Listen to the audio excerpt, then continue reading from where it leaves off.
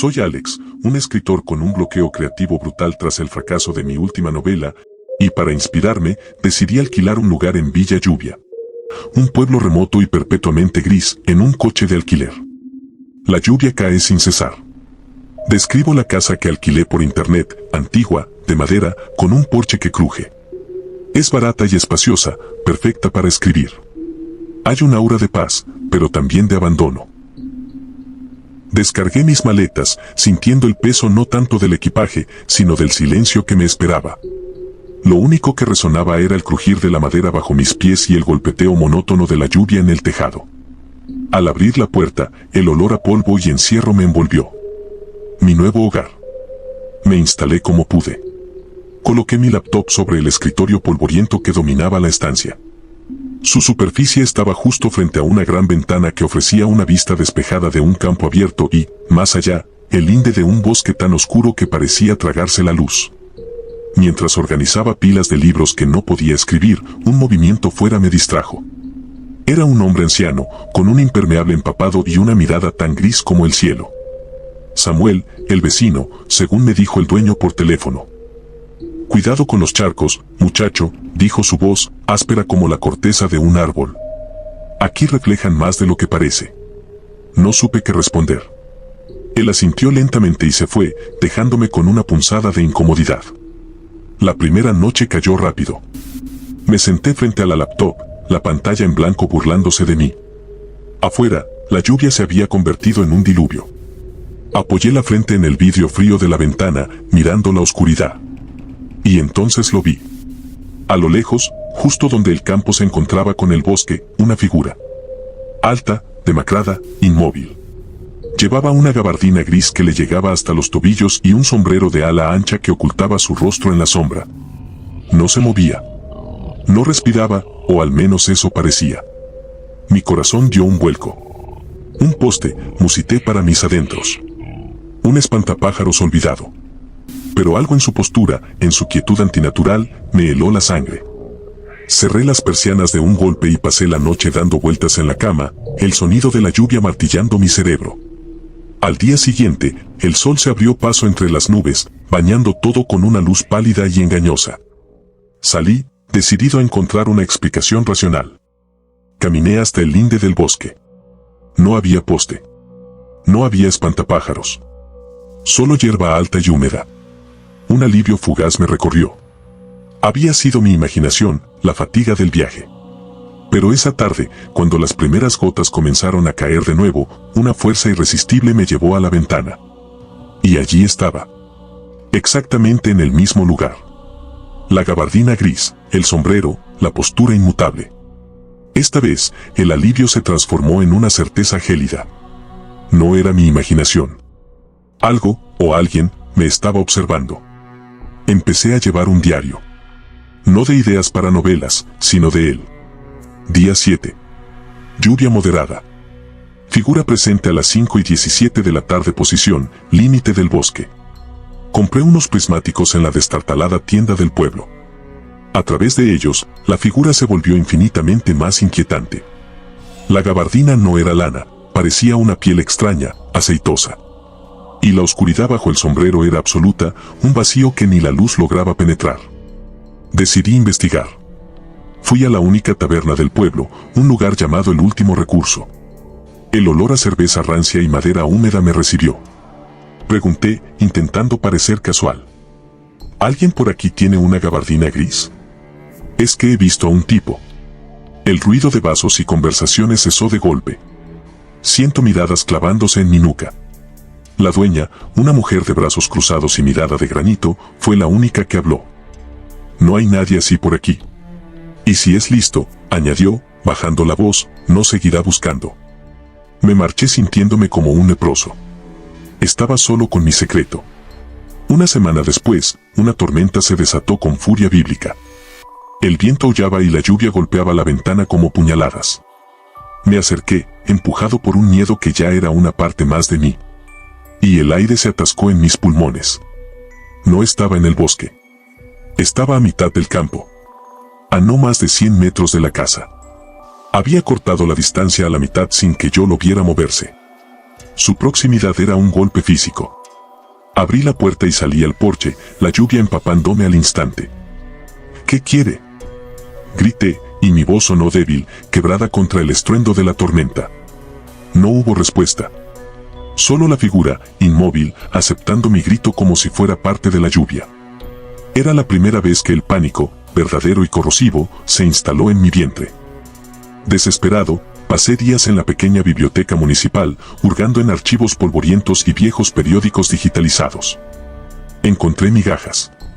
Referencias a El Ajustador de Cuentas o El Vigía Gris. No era un fantasma, no era un hombre. Era un presagio. Aparecía antes de que una tragedia personal, inevitable y terrible, ocurriera. No la causaba, solo confirmaba que el destino ya estaba escrito. Su cercanía marcaba la inminencia del golpe. Cada avistamiento se convirtió en una puñalada. Ya no estaba en el campo. Ahora su silueta se recortaba al borde de mi jardín, a apenas 20 metros. Podía ver cómo la lluvia resbalaba por su gabardina sin empaparla. El vacío bajo el sombrero a veces parecía girarse ligeramente y sentía el peso de una mirada que no tenía ojos, fría e impersonal, diseccionándome. Una noche, en un sueño febril, lo vi de pie al pie de mi cama. La gabardina goteaba esa sustancia oscura en el suelo de madera. Me desperté con un jadeo, bañado en sudor frío, la certeza absoluta de que se había retirado hacia dentro de la pared aún vibrando en mis sentidos. La paranoia era mi sombra. Revisaba mis emails obsesivamente, llamaba a mis padres a horas intempestivas, siempre estaban bien, comprobaba las cerraduras una y otra vez. Mi bloqueo era total. Ya no intentaba escribir mi novela. Ahora solo escribía sobre él. Páginas y páginas de descripciones de su gabardina, de su sombrero, de la forma en que la luz moría a su alrededor. Me estaba consumiendo, y yo se lo permitía. Estaba al otro lado de la ventana. A 10 metros. Quieto. La lluvia caía en zits, pero él era una mancha de quietud absoluta en la tormenta. Ya no dormía. Mi reflejo en el cristal era el de un extraño, ojos hundidos, piel cetrina, un hombre al borde del abismo. Algo se rompió en mí. Ya no era miedo, era rabia. Una rabia impotente y desesperada. Agarré el cuchillo para cortar el pan de la cocina y salí al porche. La lluvia me azotó como un látigo. Basta. Rugí, mi voz destrozada por el viento. Enfrénteme. Acabe de una vez. No se movió. No hizo un solo gesto. Pero por primera vez sentí algo emanando de él. No era una emoción, era una certeza. Una fría, insoportable e inmutable verdad, mi fin no solo era inevitable, sino que ya había sucedido en algún plano de la existencia, y él era solo el recordatorio final. El mensajero de una sentencia ya ejecutada. El cuchillo se me cayó de la mano, inútil. Volví a entrar, derrotado, más humedecido por el sudor del terror que por la lluvia. Fue entonces cuando sonó el teléfono. La voz de mi agente, Eduardo, era un chorro de euforia incongruente. Alex. Es brillante. Increíble. No sabía que tenías algo así en la manga. ¿De qué hablas? Tartamudeé, confundido. El manuscrito. El hombre de la gabardina gris. Me lo enviaste hace una semana. Alex, es tu obra maestra. Es oscura, visceral, el mejor trabajo que has hecho jamás. N-Word Editorial está fascinado. Quieren publicarlo. El mundo se detuvo. Yo no te envié nada, Eduardo. ¿Qué? Pero si está aquí, en mi correo. Adjunto desde tu cuenta. Colgué con la mano temblando. Abrí mi laptop como un autómata. Revisé la bandeja de salida. Vacía. No había enviado ningún correo en semanas. Un sudor frío me recorrió la espalda. Abrí la carpeta de documentos. Y ahí estaba. Un archivo. El-ajustador-final, doc. No recordaba haberlo creado. Su fecha de modificación se remontaba al día que llegué a esta maldita casa. Con un clic que resonó en el silencio de la habitación, lo abrí. Estaba completo.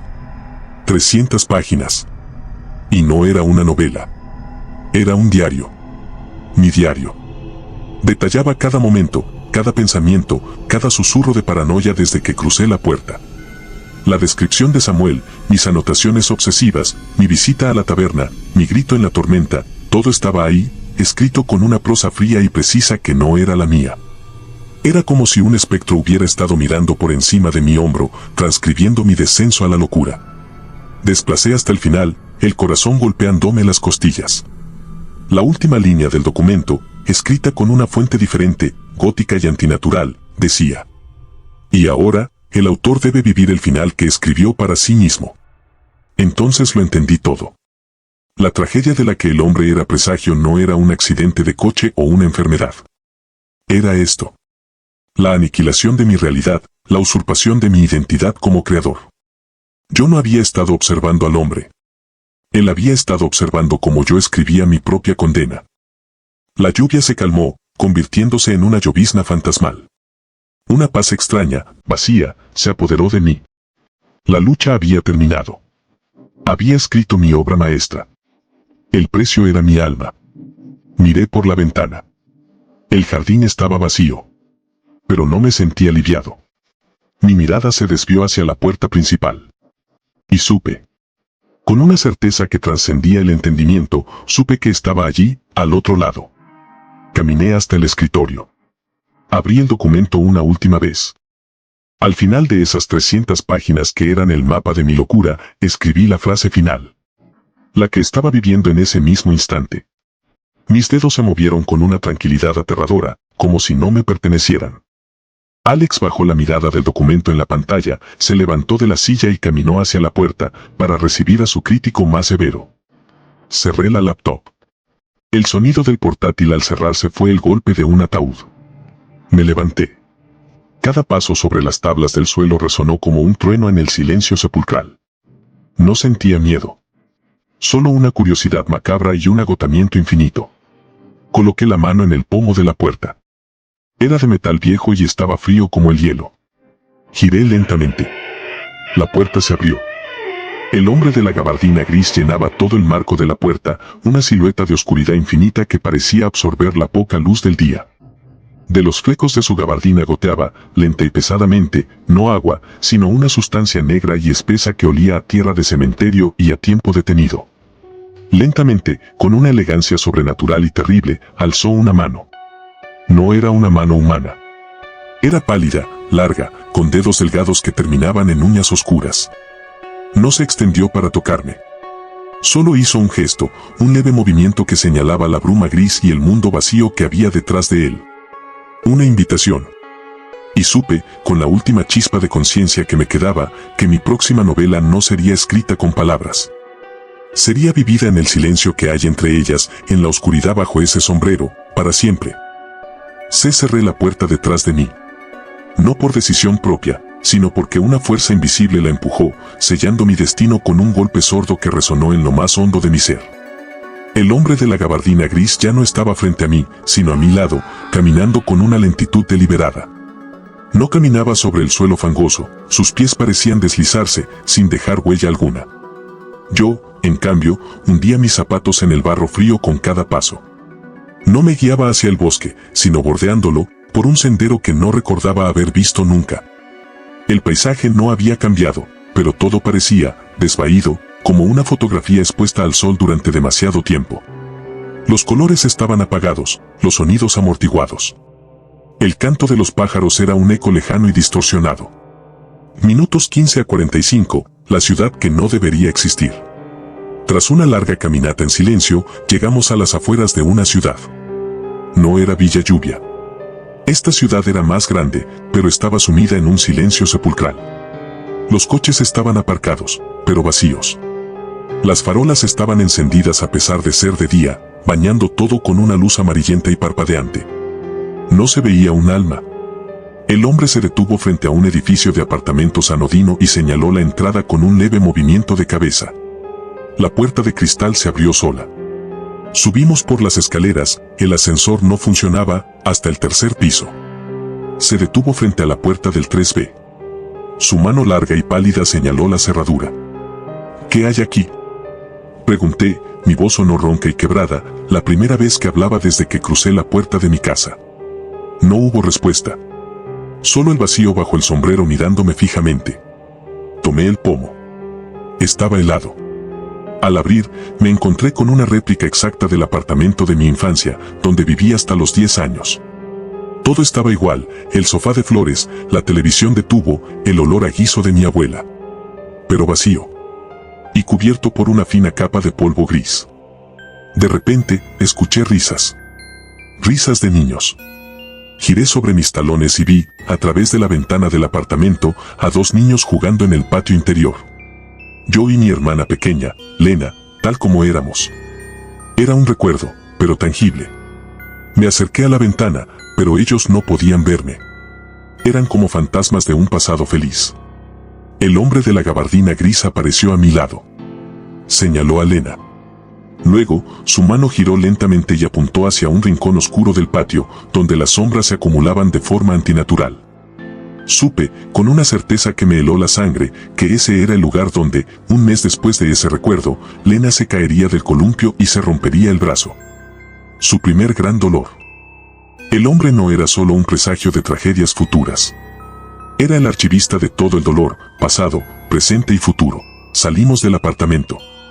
El hombre me guió a otros lugares, cada uno una cápsula del tiempo de mi propio sufrimiento. El pasillo del instituto donde mi novia del momento me dijo, con lágrimas en los ojos, que su familia se mudaba a otro país. El hombre señaló el lugar exacto donde sus palabras me atravesaron el pecho. El aparcamiento del hospital donde esperé, durante horas interminables, a que los doctores dijeran si mi padre sobreviviría a la cirugía. El hombre se detuvo junto al banco donde me desplomé, llorando en silencio. La sala de juntas de mi antiguo trabajo, donde mi jefe me despidió, citando recortes. El hombre se situó detrás de la silla vacía donde yo me senté, humillado y roto. En cada lugar, no solo revivía la emoción, sino que el hombre parecía absorberla. Un leve temblor recorría su gabardina y el aire a su alrededor se volvía más frío, más pesado. Yo me sentía más vacío, más ligero, como si me estuvieran extrayendo el alma pieza a pieza. La gira macabra dio un giro. El hombre me llevó a una casa que no reconocía. Dentro, una mujer lloraba desconsolada frente a una fotografía de un hombre joven. No la conocía. Pero el hombre se acercó a ella y, aunque ella no podía verlo, extendió su mano sobre su hombro. Una neblina gris y tenue salió de la mujer y fue absorbida por la gabardina. Él se alimentaba. No solo de mi dolor, sino del de todos. ¿Por qué yo? Le grité, exhausto y al borde de la locura. ¿Por qué me muestras esto? Por primera vez, se detuvo y se volvió completamente hacia mí. El vacío bajo el sombrero pareció profundizarse. No habló, pero una palabra resonó directamente en mi mente, fría y clara como el cristal: aprendiz. El hombre me llevó de vuelta a los límites de Villa Lluvia, pero no a mi casa. Nos detuvimos frente a la humilde cabaña de Samuel, mi vecino.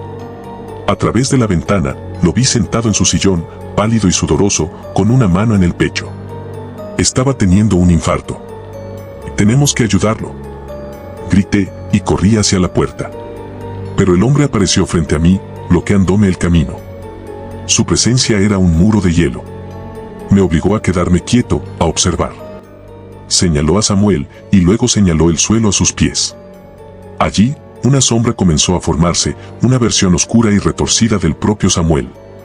Era su ajustador de cuentas personal, un ser de pura oscuridad que yo nunca había podido ver antes.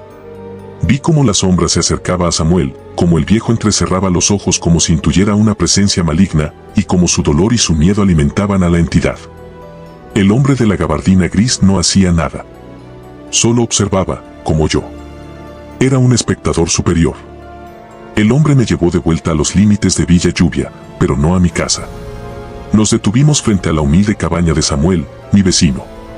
A través de la ventana, lo vi sentado en su sillón, pálido y sudoroso, con una mano en el pecho. Estaba teniendo un infarto. «Tenemos que ayudarlo», grité, y corrí hacia la puerta. Pero el hombre apareció frente a mí, bloqueándome el camino. Su presencia era un muro de hielo. Me obligó a quedarme quieto, a observar. Señaló a Samuel, y luego señaló el suelo a sus pies. Allí, una sombra comenzó a formarse, una versión oscura y retorcida del propio Samuel. Era su ajustador de cuentas personal, un ser de pura oscuridad que yo nunca había podido ver antes. Vi cómo la sombra se acercaba a Samuel, como el viejo entrecerraba los ojos como si intuyera una presencia maligna, y como su dolor y su miedo alimentaban a la entidad. El hombre de la gabardina gris no hacía nada. Solo observaba, como yo. Era un espectador superior. La gabardina se cerró sobre mis hombros con el peso de un ataúd de plomo. No era una prenda, era una piel nueva, una segunda capa de realidad que me ahogaba. Al colocarme el sombrero, el mundo dio un vuelco. No fue un cambio de imagen, fue una mutación de la percepción. El susurro no era uno solo. Era un coro. 1000, 10.000, 1.000.000 de susurros se agolparon en mi cráneo, cada uno un hilván de agonía, un fragmento de un dolor ajeno que de repente sentía como mío. La migraña fue instantánea y cegadora, un taladro en las sienes. Me doblé por la cintura, vomitando solo bilis y vacío en la hierba húmeda. No era el dolor físico lo insoportable, era el psíquico. La voz de mi madre lamentando mi desaparición se enredaba con el grito de un hombre que acababa de descubrir una traición, con el llanto silencioso de una mujer en un cuarto de baño, con el susurro de un niño asustado en la oscuridad. Era una cacofonía infinita del sufrimiento humano, y ahora era mi banda sonora. ¿Qué sois? Logré escupir, hablando no al aire, sino a los susurros.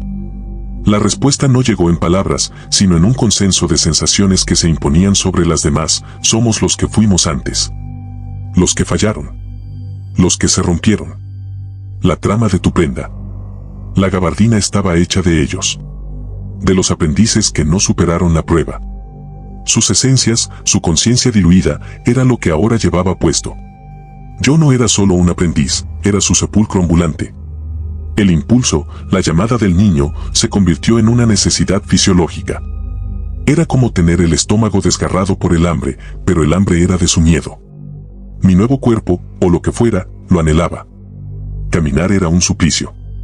Cada paso era un esfuerzo contra la marea de susurros que intentaba dirigirme hacia otras direcciones, hacia otros dolores más maduros, más jugosos. Pero el del niño era mi destino. Mi primera tarea. Su casa estaba a 2 calles de la mía.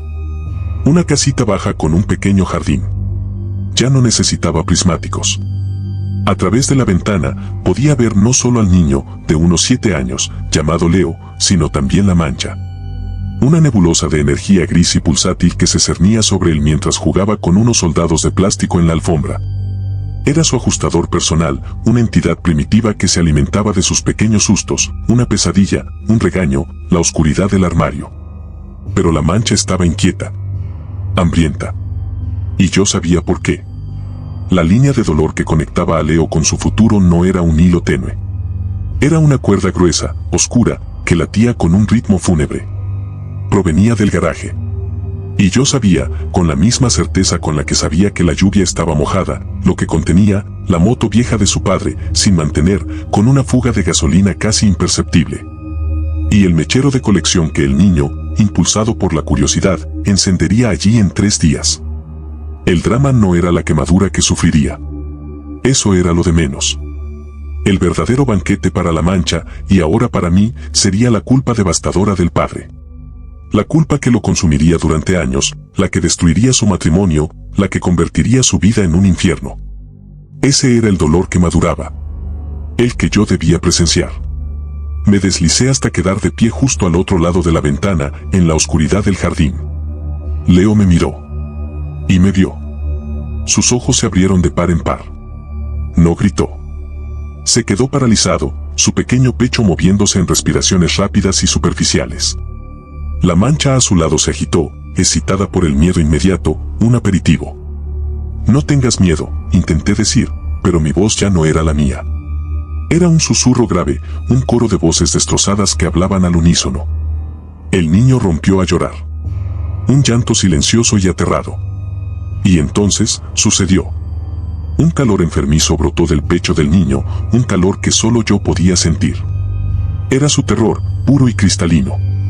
Y la gabardina lo absorbió. Sentí una oleada de energía, breve pero intensa, como un trago de licor fuerte para un hombre que se congela. Un suspiro de alivio recorrió el coro de susurros en mi cabeza. Había probado el primer bocado. Y había sido delicioso. El horror de esa realización fue más profundo que cualquier miedo que hubiera sentido antes. No solo estaba condenado a presenciar el dolor, estaba condenado a desearlo. Mi humanidad no estaba muriendo, estaba siendo reconvertida, usada como un condimento para realzar el sabor del sufrimiento que debía cosechar. La madre de Leo entró en la habitación. ¿Cariño?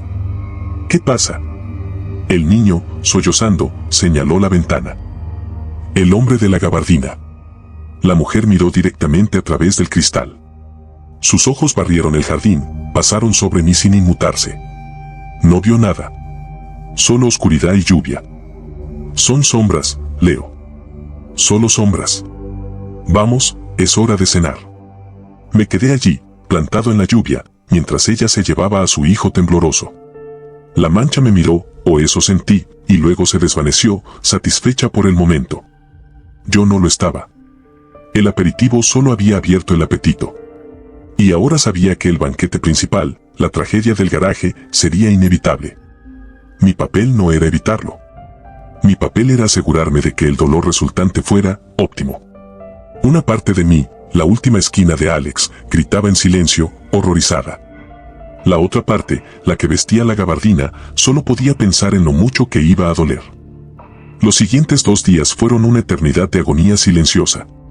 El susurro coro en mi cráneo se había aquietado tras alimentarse del miedo de Leo, pero era una calma vampírica, hambrienta y expectante. Ya no eran voces, eran sensaciones, un hormigueo ansioso en mis manos, un vacío frío en el pecho que solo el dolor ajeno podía llenar. Había dejado de ser Alex. Ahora era un parásito orbitando alrededor de su hospedero.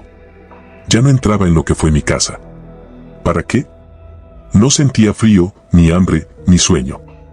Mi cuerpo era un cascarón alimentado por una energía siniestra. Permanecía horas inmóvil frente al garaje de la familia de Leo, sintiendo la fuga de gasolina no como un olor, sino como un dulce y tóxico aroma que solo yo podía percibir. Podía saborear el potencial desastre en el aire, como un carroñero oliendo la carroña desde kilómetros de distancia.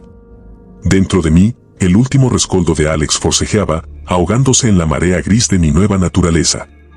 Adviérteles, suplicaba esa diminuta voz, cada vez más débil. Golpea la ventana. Rómpela. Grita. Algo. Una tarde, vi mi oportunidad. Gregorio, el padre de Leo, salió a sacar la basura. Era un hombre corpulento, de sonrisa fácil que ahora me parecía una frivolidad insultante. Con un esfuerzo sobrehumano, como nadar contra una corriente de alquitrán, me deslicé hasta el seto que separaba las propiedades. Mi sombra, alargada y antinatural, se proyectó sobre él. Abrí la boca. Los músculos de mi garganta, rígidos por el desuso, se tensaron. La moto, logré expulsar. Mi voz no era mía. Era el sonido de un ataúd arrastrándose por grava, un susurro grave y múltiple que heló el aire. Gregorio se detuvo en seco. La bolsa de basura quedó suspendida en su mano. No se volvió, no gritó. Se quedó paralizado, los hombros tensos. ¿Quién está ahí?, preguntó, con una voz que intentaba ser firme pero que delataba un temblor. Intenté again. Concentré toda mi voluntad, apretando los puños hasta que sentí que mis huesos crujían. El garaje, la fuga. Pero entonces, la gabardina reaccionó. No era un susurro, era una orden visceral, un dolor punzante que me atravesó el estómago, doblándome por la cintura. Era un castigo. Un recordatorio de mi lugar. Yo no era un salvador. Era un espectador privilegiado. Un catador. Gregorio, al no obtener respuesta, maldijo entre dientes. Must have been the wind, murmuró para sí, negando la evidencia de sus propios sentidos. Agitó la cabeza, como para sacudirse la incomodidad, y entró de nuevo en casa, más rápido de lo que había salido. Me quedé allí, doblado sobre mí mismo, jadeando un aire que ya no necesitaba. La derrota fue un sabor amargo en lo que quedaba de mi alma. Pero bajo la derrota, para mi horror, brotó otra sensación, un débil, pero inconfundible, regusto de anticipación. El fracaso en advertirle solo había fertilizado el terreno para el dolor futuro. Y mi naturaleza distorsionada lo saboreaba. Alcé la mirada hacia la ventana del cuarto de Leo. El niño estaba allí, observando. Sus ojos, grandes y llenos de un miedo que ahora me alimentaba, se clavaron en los míos. No me señaló. No gritó. Solo me miró, y en su mirada no solo había terror, sino una comprensión trágica. Él sabía que yo era real. Y sabía que no estaba allí para ayudar. La mancha, su ajustador personal, se materializó a su lado, más densa y oscura que antes. Se frotaba contra el niño como un gato espectral, y luego volvió su atención hacia mí. Sentí su aprobación. Su hambre se alineaba con la mía. El banquete estaba servido. Solo faltaba esperar a que se enfriara. La noche antes del accidente, las cosas se pusieron más raras. Empecé a ver manchas oscuras moviéndose en los bordes de mi visión, como insectos grandes arrastrándose por las paredes de las casas. El aire olía mal, como a cable quemado y podredumbre. Me escondí entre los árboles frente a la casa de Leo. Ya no aguantaba estar en la calle. Aquí, en la oscuridad, las cosas se movían. No estaba solo. Sentía otras presencias, cosas que se deslizaban entre los troncos. No eran humanas. Esperaban, como yo. La gabardina no me dejaba en paz. Sentía picazón por todo el cuerpo, como si la tela tuviera insectos caminando por debajo. Los susurros en mi cabeza ahora eran un zumbido constante, un ruido de fondo que me taladraba el cerebro. No decían palabras, pero entendía el mensaje. Pronto. Pronto. Desde mi escondite, veía a la familia a través de la ventana. Leo estaba callado, mirando a la nada. Su madre, Clara, le hablaba pero él no respondía. Él sabía. De alguna manera, el niño sentía lo que se venía. Gregorio, el padre, salió al garaje. Lo vi revisando su herramienta. Pasó a centímetros de la moto con la fuga. Mi cuerpo se tensó solo. Una parte de mí quería gritar. Pero la gabardina apretó, como un puño alrededor de mis pulmones, ahogando cualquier protesta. Cuando Gregorio volvió a entrar, miró directamente hacia mis árboles. Sus ojos barrieron la oscuridad. Por un segundo, nuestros ojos se encontraron. No podía verme, lo sabía, pero algo en él se puso alerta. Frunció el ceño, se frotó los brazos como si tuviera frío y entró rápidamente, cerrando la puerta con llave. La mancha de Leo estaba ahora en el techo del garaje, creciendo. Ya no era una neblina. Tomaba forma, como una criatura larga y pálida con demasiados miembros, aferrándose a las tejas. Se estaba preparando para el festín. Me quedé allí, plantado en la oscuridad, sintiendo como el zumbido en mi cabeza se hacía más fuerte, más urgente. Ya no sentía miedo por Leo. Sentía hambre. El día del accidente amaneció con un silencio pesado, antinatural. Hasta los pájaros callaban. Yo seguía entre los árboles, mis piernas entumecidas pero incapaz de moverme. Era un poste clavado en la tierra, forzado a presenciar. A media mañana, Leo salió al jardín. Su padre estaba en el garaje otra vez, esta vez con la puerta semiabierta. Yo podía verlo moviendo cajas. Entonces lo vi. El mechero. Un objeto brillante y prohibido que Leo había tomado de la repisa de la chimenea.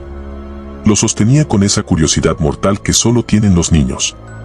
Mi cuerpo reaccionó antes que mi mente. La gabardina se tensó como un músculo, y un impulso primario me hizo dar un paso hacia adelante. No para detenerlo. Para ver mejor. Leo miró hacia el garaje. Miró el mechero en su mano. Y empezó a caminar. Cada uno de sus pasos resonaba en mis huesos. El zumbido en mi cabeza se convirtió en un latido sordo, rítmico, como tambores preparándose para un sacrificio. Cuando el niño empujó la pesada puerta del garaje, el tiempo se distorsionó. Vi todo en cámara lenta. Gregorio de espaldas, reorganizando estantes. La moto en el rincón, el charco de gasolina casi invisible. La mancha en el techo, contrayéndose como un músculo listo para saltar. Los dedos pequeños de Leo pulsando el mecanismo del mechero. Papá. La voz de Leo fue el detonante. La chispa saltó. El mundo estalló en llamas y sonido. Pero lo que siguió no fue solo fuego. La explosión fue física, sí, las llamas, el humo, los gritos de Clara desde la casa, pero para mí fue otra cosa. Fue una onda expansiva de puro dolor que me golpeó con fuerza física. La mancha se lanzó sobre Gregorio en el mismo instante en que éste giraba y veía a su hijo envuelto en llamas. Y a través de la mancha, yo lo sentí todo. El horror instantáneo de Gregorio. La culpa que nació completa, monstruosa, devoradora. El por qué no lo vi, que se convertía en un grito eterno en su alma. La gabardina bebió. Bebió hasta saciarse. Una oleada de energía caliente y enfermiza me recorrió, tan intensa que casi me desmayo. Por un momento, el zumbido cesó, reemplazado por una saciedad repugnante. Cuando abrí los ojos, el horror no había terminado. Leo yacía en la ambulancia, con quemaduras graves pero estable. Gregorio, de pie junto al vehículo, ya no era el mismo hombre. Una sombra oscura y gruesa ahora lo envolvía completamente, su ajustador personal, alimentado y fortalecido por la culpa recién nacida. Pero lo peor, lo que me heló lo que quedaba de mi alma, fue cuando la sombra de Gregorio giró su cabeza hacia mí. Y me guiñó un ojo. Había sido un espectáculo orquestado. Y yo, el invitado de honor. Miré mis manos. Eran un poco más translúcidas. Un poco más grises. El primer pecado estaba consumado. Pasaron días. La casa de Leo quedó en silencio, un silencio cargado de culpa y dolor que yo podía respirar como un perfume pesado. La gabardina, una vez saciada, ahora tenía un nuevo brillo siniestro, y los susurros en mi cabeza habían cambiado. Ya no eran solo ruido, empezaba a distinguir voces, fragmentos de las almas que habían vestido esta maldición antes que yo. Una tarde, mientras merodeaba por las calles traseras del pueblo, sentí una nueva llamada. Esta vez no era un hilo tenue, sino un cable tirante que me jalaba desde una casa modesta al final de la calle. Una anciana vivía allí sola. La sentencia era clara en mi mente, un derrame cerebral en 3 días. Muerte lenta y consciente, atrapada en su propio cuerpo. Antes, el último rescoldo de Alex se habría aferrado a la esperanza de impedirlo. Ahora, ese pensamiento ni siquiera se formó. En su lugar, un cálculo frío y automático ocupó mi mente, dolor prolongado. Sufrimiento de alta calidad. Nutrición sostenida. Sin dudarlo, como un perro obediente, me deslicé hacia la casa. Ya no luchaba contra la gabardina. Era ella. Mis pasos no hacían ruido sobre la grava. Mi respiración, si es que aún respiraba, era un eco de los susurros que me habitaban. Me detuve frente a la ventana del living. La anciana, la señora Elsa, tejía en su sillón, una radio antigua sonando a su lado. Una neblina gris, su ajustador personal, flotaba sobre ella como una nube de mosquitos pacientes. No me escondí. Me quedé allí, en plena luz del día, sabiendo que era invisible para todos excepto para aquellos cuya desgracia estaba por consumarse. La señora Elsa alzó la mirada de su tejido. Sus ojos, nublados por las cataratas, barrieron el jardín y se posaron en mí. No gritó. No mostró sorpresa. Una lágrima silenciosa recorrió su mejilla arrugada. Ella me veía. Y en sus ojos no había miedo, sino una resignación trágica, como si siempre hubiera sabido que yo llegaría. En ese momento, cualquier atisbo de humanidad que hubiera logrado aferrarse desvaneció. No sentí pena. No sentí remordimiento. Observar su temor silencioso, su aceptación del fin, solo avivó el hambre de la gabardina. Un calor repulsivo y satisfactorio se extendió por mi pecho. Estaba deseando que llegara su hora. Estaba ansioso por saborear su desesperación final. Me alejé de la ventana, un espectro gris fundiéndose con la niebla de la tarde. Ya no era Alex, el escritor atormentado. Era el mensajero. Era el presagio. La gabardina se había cerrado sobre mí para siempre, y yo, al fin, había dejado de forcejear. El hombre de la gabardina gris caminaba de nuevo, y su siguiente parada ya estaba marcada en el mapa de sufrimiento que ahora era mi único mundo. Los meses se convirtieron en una niebla gris de sufrimiento ajeno. Ya no contaba los días, solo seguía las líneas de dolor que brillaban ante mí como senderos luminosos en la oscuridad. La señora Elsa murió como estaba escrito. Su último suspiro, cargado de una lucidez terrorífica, alimentó a la gabardina durante una semana. Pero algo había cambiado en mí desde la casa de Leo. Ya no era un simple espectador. Ahora podía interactuar. Podía influir. Fue en el tercer encargo cuando lo descubrí. Un hombre llamado David, su línea mostraba que lo despedirían en 2 días, hundiéndolo en una depresión que lo llevaría a quitarse la vida. Cuando me acerqué a su oficina, invisible a todos, me paré detrás de su jefe mientras revisaba la lista de despidos. Un impulso, un simple susurro desde mi gabardina, y el nombre de David se deslizó 2 puestos hacia arriba. Salvándolo. La agonía inmediata que sentí fue peor que cualquier hambre. La gabardina se encogió, apretándome como un puño, los susurros gritando en protesta. Me desplomé, cegado por el dolor. Había violado la primera regla, no interferir. Pero en ese dolor, vi algo. Un destello. Un hilo de luz dorada que se desprendía de David y me rozó antes de desvanecerse. Algo que no era dolor. Era esperanza. Y por un instante, los susurros callaron. Esa noche, escondido en lo que quedaba de mi antigua casa, investigué. Concentré toda mi voluntad en la gabardina, en los miles de susurros que la formaban. Y encontré un patrón. No todos los susurros eran iguales. Algunos, los más antiguos, eran puro dolor y resignación. Pero otros, los más recientes, conservaban destellos de lo que fueron, memorias, amores, risas. Y un nombre se repetía como un eco débil, el tejedor. La revelación me golpeó. El hombre de la gabardina gris original, aquel que me había convertido, no era el primero. Era solo el último de una larga línea. Y su verdadero título no era el ajustador, sino el archivero. Su trabajo no era solo presenciar el dolor, sino archivarlo. Cada tragedia, cada lágrima, quedaba registrada en esta tela viviente. ¿Por qué? No lo sabía. Pero si yo podía sentir esos destellos de esperanza al evitar un dolor, tal vez pudiera hacer más que solo archivar. La siguiente línea de dolor fue la más brillante que había visto. Provenía de una joven, Ana. Su sentencia, un asalto brutal en una semana. Muerte. Violación. Tortura. La gabardina babeaba de anticipación. Esta vez, no me limité a observar. Seguía a Ana por días, estudiando cada patrón. Aprendí su ruta a casa, sus hábitos. Y cuando la noche del peligro llegó, actué. No salvé a Ana directamente. En lugar de eso, me deslicé hasta el departamento de su atacante, un hombre llamado Marco. Mientras dormía, la gabardina me permitió entrar en sus sueños. No con palabras, sino con sensaciones. Le mostré el dolor que causaría, no desde la perspectiva de Ana, sino desde la suya propia. La culpa que lo carcomería, el vacío que lo esperaba. Le mostré su propio futuro como yo lo veía, una línea de dolor tan espesa y negra que sofocaría cualquier atisbo de humanidad. Marco despertó sobresaltado, bañado en sudor frío. Esa noche, cuando Ana pasó por su calle habitual, él no estaba allí. Había salido a caminar, perturbado, cuestionando cada decisión que lo había llevado a ese punto. Ana llegó a casa sana y salva. El castigo de la gabardina fue atroz. Me retorcí en el suelo de mi casa abandonada, sintiendo como cada hilo de la tela intentaba desgarrar lo que quedaba de mi ser. Pero esta vez, me aferré al destello dorado que brotó de Ana, un hilo de potencial y futuro que ahora brillaba donde antes solo había oscuridad. Y también, para mi asombro, un tenue destello similar surgió de Marco.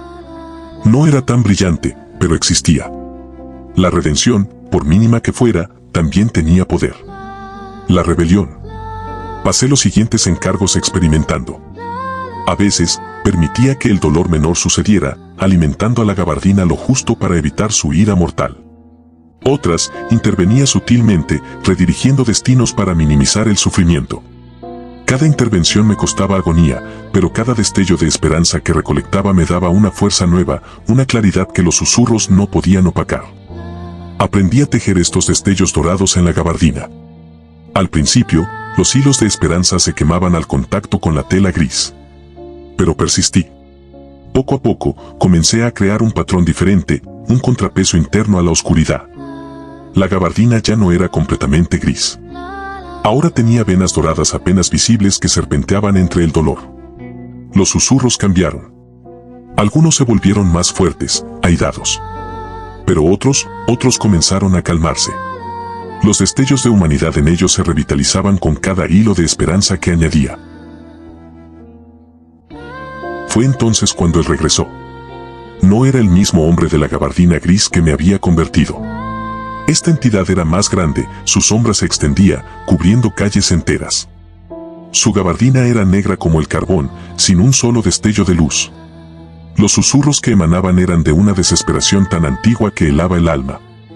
«Has corrompido el archivo», resonó su voz en mi mente, una avalancha de piedra y hielo. «No lo he corrompido», logré responder, mi voz ahora una mezcla de susurros grises y tenues tonos dorados. Lo he equilibrado. El dolor es la verdad universal. La única constante. Lo archivamos para recordar a la creación su fragilidad. Su error. El error es creer que el dolor es lo único que importa, dije, sintiendo las venas doradas de mi gabardina brillar con más fuerza. La esperanza, la redención, también son reales. También merecen ser archivadas. Se rió, un sonido que hizo temblar los cimientos de la realidad a nuestro alrededor. Eres un error. Un fallo en el sistema. Y serás formateado. Se abalanzó sobre mí. No fue un ataque físico, sino una guerra de esencias. Su oscuridad intentó absorberme, ahogar mis hilos dorados en un océano de desesperación. Los susurros de mi gabardina se alzaron en un grito desgarrador, divididos entre la lealtad a su naturaleza original y la nueva esperanza que yo había sembrado en ellos. Pero yo no luché solo. Concentré toda la esperanza que había recolectado. Los destellos de Leo viviendo una nueva infancia, de la señora Elsa encontrando paz en sus últimos momentos, de David abrazando a su familia al conservar su trabajo, de Ana riendo con amigos. Del tenue arrepentimiento de Marco. Todos los hilos dorados brillaron con una intensidad cegadora. La oscuridad de él chocó contra mi luz. Y en lugar de aniquilarme, ocurrió lo imposible, comenzó a retroceder. No porque yo fuera más fuerte, sino porque su naturaleza, basada únicamente en el dolor, no podía comprender ni procesar la esperanza. Era un virus para su sistema. Con un grito que era el sonido de 1000 tragedias gritando a la vez, su gabardina comenzó a deshilacharse. Los susurros atrapados en ella no se liberaron en un estallido de luz, sino que simplemente se apagaron. Como velas sin oxígeno. Él se desvaneció, no en un estallido, sino en un suspiro de nada. Y cuando se fue, algo cayó a mis pies. Era un rollo de tela gris, inerte. El archivo original, vacío. Miré mi propia gabardina. Las venas doradas ahora dominaban, tejiendo un nuevo patrón sobre el gris. Los susurros eran ahora murmullos, algunos aún de dolor, pero otros de recuerdos, de canciones, de amor. Ya no era la gabardina del dolor. Era la gabardina de la memoria completa. Ahora camino por el mundo, pero ya no como un presagio de tragedia. Veo las líneas, sí. Veo el dolor que se avecina. Pero también veo los hilos dorados del potencial, de la esperanza, de la redención. Mi trabajo ya no es solo archivar. Es equilibrar. A veces, un poco de dolor es necesario para que crezca la fuerza. Otras veces, un destello de esperanza en el momento adecuado puede cambiar todo. El hombre de la gabardina gris se fue. Ahora soy el tejedor. Y mi trabajo es asegurarme de que la historia de la humanidad no esté escrita solo en lágrimas, sino también en risas. Que el archivo final de nuestra existencia sea tan complejo, tan desordenado y tan brillante como la vida misma. A veces, en los días de lluvia, la gente aún siente un escalofrío. Pero ahora, ocasionalmente, ese escalofrío viene acompañado de un inexplicable susurro de esperanza.